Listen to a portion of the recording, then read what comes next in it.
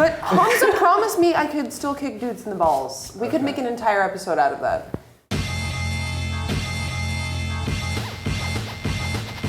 Playing like these big franchises, and I'm just thinking about like how all of these franchises that used to be all these great games like back before the video game industry was as huge, just never got chances for sequels. And I was thinking about games that I just desperately like. I would love to see a sequel to Earthbound. A lot of like people would. Still, didn't they make a bunch of sequels to they that? made Mother 3, which came out in Japan and never came out over here, and it's not like a direct sequel in that it like involves different characters. But they're not bringing it here, and it was for the GBA, and I just kind of like, I want like a new, like next gen Earthbound. That I think just Japan is just messing with us because they've got it, and there's people who want it, but they're like.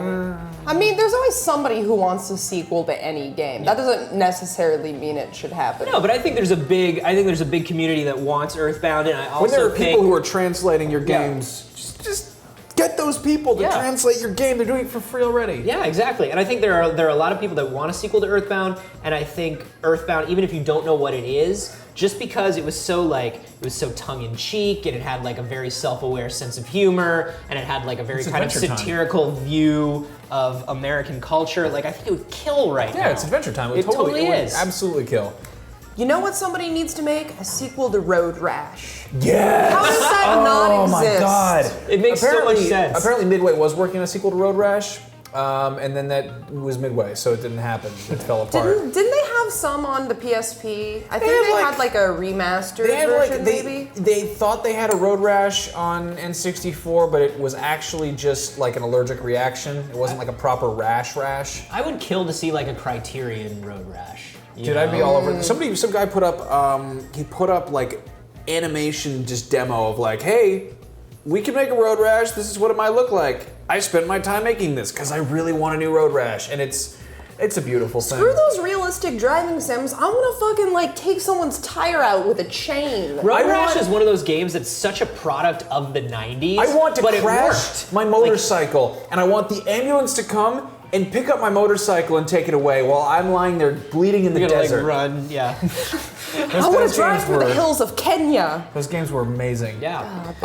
What would I keep saying this, but I really would love to see sequels to really a number of 90s fighting games. And I would like to see them done in the way that the most recent Mortal Kombat was done. If NetherRealm took a stab at it, they obviously are really good at making that kind of spiritual successor to like dumb button mashy Sega fighting games. Eternal Champions would be great. Killer Instinct would be great. Clay Fighter would be okay. Would be amazing. It would definitely It's one of those games that game. would never be taken seriously enough, but it would still be like crazy balls out. The thing is that claymation is less exciting now. It's possible that I just have really good memories of that game, and a sequel would actually be terrible. I am shocked that there has not been a Killer Instinct since the end. I'm shocked. Like, well, Rare fell apart. Yeah. Rare has a lot of great. I would love to see Blast Corps. I'd love to see Battletoads. That was them. They did Perfect Dark. Was it something Perfect Dark for the Perfect Dark 360 Zero was a a launch title. But they have so much great stuff before they were kind of just like enveloped that I would love to see happen.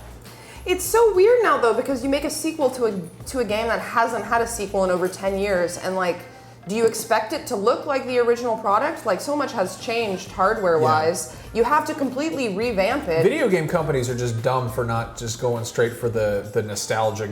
It's hard though, because people who have like a huge nostalgia boner for games from the 90s and stuff, like, they have really high expectations of games. So the nice thing about Killer Instinct is Killer Instinct was always about just pushing hardware as much as it could. Like, it was supposed to be a super just high-tech, as realistic as possible game. So you could do a Killer Instinct. I mean, realistic looking. Like, it was supposed to use like all the render effects. It was supposed to be very pretty. But if you did that now, all you would have to do is the same thing: push the hardware. Yeah, those are great. Eternal Champions. No one cares, but that had a cat burglar who had a grappling hook move and would karate kick people in the face. It was not Didn't matter if they were the Prince of Atlantis. He'd kick them in the face, and there was a caveman who could throw you into a volcano and a Tyrannosaurus would eat you, because the 90s was stupid. There are a lot of games that I want to see sequels of, but at the same time, I just know they'd be so bad. Like take Streets of Rage, the best game of all time.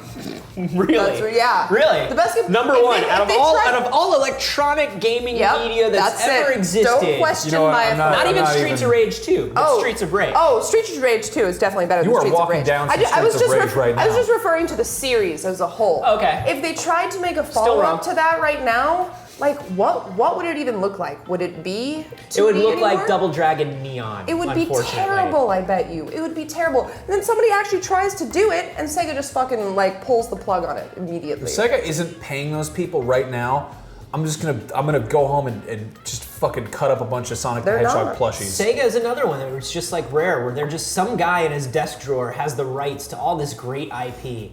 And they're not doing it. They're not doing Shenmue. They're not doing like a new Why would you make Rangers. a game based on the whale at SeaWorld? Well, because number one, he's adorable, and number two, orcas must die. But they have Burning Rangers. They have Sonic the Hedgehog. Crazy Taxi. They're not sitting on Sonic the Hedgehog, unfortunately. They're just burning that to the ground. They're sitting on it like Slim Pickens and Dr. Strangelove. Mm-hmm. They're like, Sonic the Hedgehog, let's just burn. It's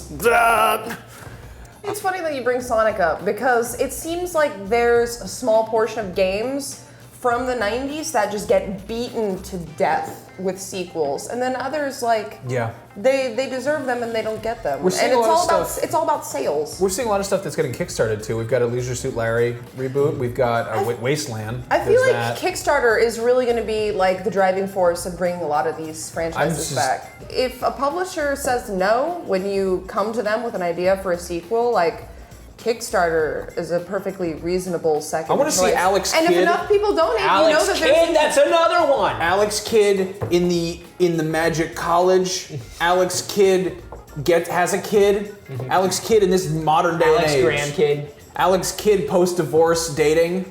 But going back to that, like Kickstarter being a super reasonable place, it's a reasonable place, but people are going to it with completely unreasonable ideas. And I think there are some things, like you were saying, like some sequels have just been beaten into the ground so much, where publishers and developers need to step back and be like, okay. Yeah. All right, maybe like it's time to let this one go. Maybe it's time to move on to something else. Even if they didn't like nix it all together, if they just started releasing fewer of them, like we don't need several episodes of Sonic. No, get one of them right. It's easy. That's just get one of them right and then sit on it for 2 or 3 years and then make another one. Mm-hmm. Yeah. Don't shove it down our throats every year. And in the meantime, you take that terrible Sonic the Hedgehog team and you put them on a sequel to Beyond Oasis or something else that was like Vector Man. Anything. Give me anything new Echo or the anything Dolphin. old. Echo. The Echo for the Dreamcast was really good. Where's the new Echo? Why are you sitting on that? Is there an Echo in here? It's because it's a dolphin, but also a thing that happens with sound. Yes, it's sonar. I think the Kickstarter thing. Once we see these things that have been kickstarted that are like tickling our little, nostalgia boners. Mm-hmm. That was a weird sentence. I mean, then I'll believe in it. Tell me about tickling nostalgia boners. What? How exactly does that work? Yeah. Is it like with a What were you picturing or... when you said tickling a nostalgia boner? The part in The Hangover He 2. pointed to his ears, so I have to assume it's something involving this area. I pointed over there. No, it was clearly to your ear. What do you Pretty sure there was insertion involved. What are you into?